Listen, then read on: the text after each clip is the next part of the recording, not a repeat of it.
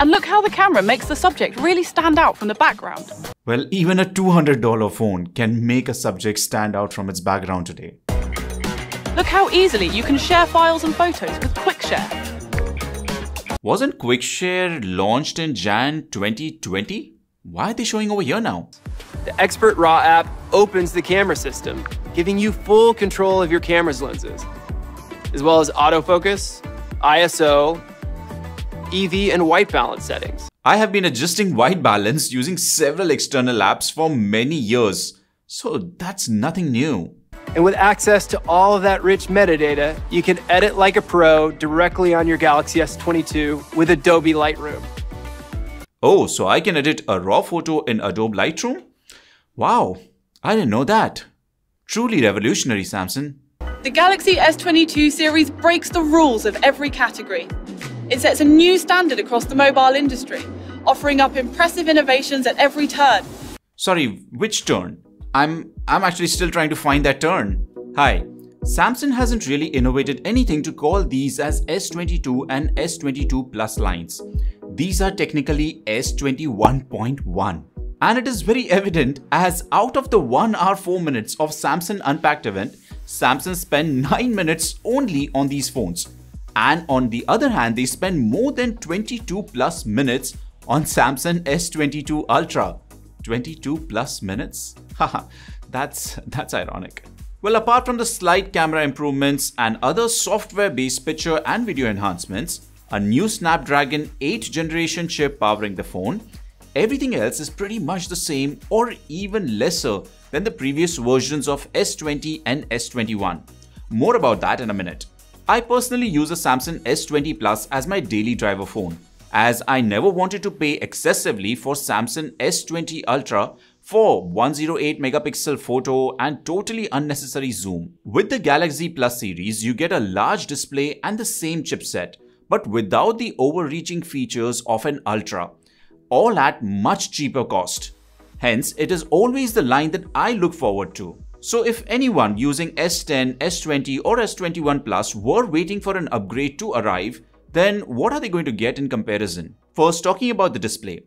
S22 Plus boasts a 1750 nit peak brightness, which is really commendable and certainly is the highest ever brightness. All S20, 21 and 22 series come with 120Hz refresh rate, with S22 featuring the dynamic refresh rate which will adjust automatically based on what you're using. On the other hand, the highest resolution is actually available in S20 Plus with Quad HD, which is 1440 by 3200 pixel, making pixel per inch density of 525. While on the other hand, even S22 only features a full HD plus and lower pixel density. The highest screen to body ratio amongst all is 90.5% by Samsung S20 Plus. S22 series does feature the latest Corning Gorilla Glass Victus, which makes it the toughest phone in the entire S series line. Now comparing cameras.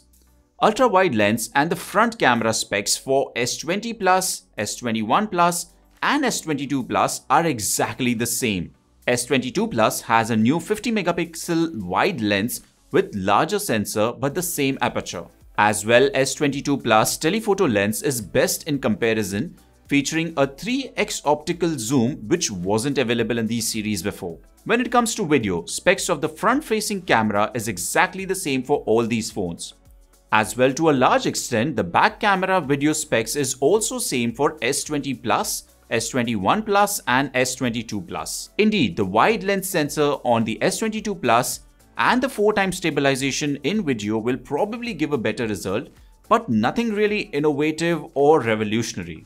And here's where I have a problem. S20 Plus featured a LiDAR sensor for depth mapping as well as for better results in AR zone, which Samsung just conveniently removed from S21 and S21 Plus series. Why, Samsung? Why would you do this? Why not invest more in tech like this and continue to support it in future as well? If you want to see LiDAR in action, then do check out this particular video from the channel on AR zone on Samsung phones. Probably the biggest upgrade one can look forward to will be the 4nm chipset designed by Qualcomm. The Snapdragon 8 Generation 1 inside the Galaxy S22 series delivers an 11% improvement in single-core performance in Geekbench 5. Meanwhile, the multi-core leg of Geekbench 5 produces a score that's virtually unchanged over the Snapdragon 888 and particularly slightly worse than even the last year Exynos 2100. Graphical performance on this chip is a massive area of improvement for the Snapdragon 8 Gen 1 chip.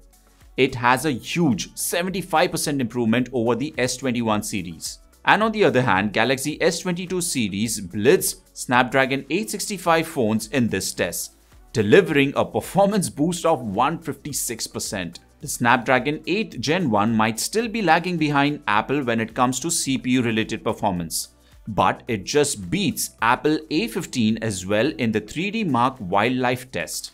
This should work really well for mobile gamers, especially when it comes to high refresh rate titles and graphically advanced games. But on app opening or large picture capture and CPU-related tasks, we don't even see much difference from the S21 series. Samsung, where are the new standards across the mobile industry that S22 series is setting? And what are these offerings which are impressive innovations at every turn? Which turn is that? So here are my thoughts on buying S22 or the S22 Plus. Any S20 or S21 series users should not even think of upgrading, as there is nothing considerable available to upgrade. And even if you make a case about the chipset in S22 series being really advanced, let me tell you, I have thrown everything possible at my S20 Plus, and there is not a single time I ever thought that I wish it did this thing faster or played this game more smoother. Just never really happened. So why will I really think of upgrading just for the chip inside? If you are an S8 or an S9 user, then yes, I think it's time for you to upgrade, but not necessarily to S22. Maybe to an S21 series, as they will soon start becoming really cheap and practically it's 90% the same phone with 100% the same design. Do let me know your comments below if you agree or disagree on Samsung's lacking of innovation. If you want to check out some cool features on Samsung series phones, then check out this particular video and subscribe to the channel for more videos in future as well. I'll see you in the next one.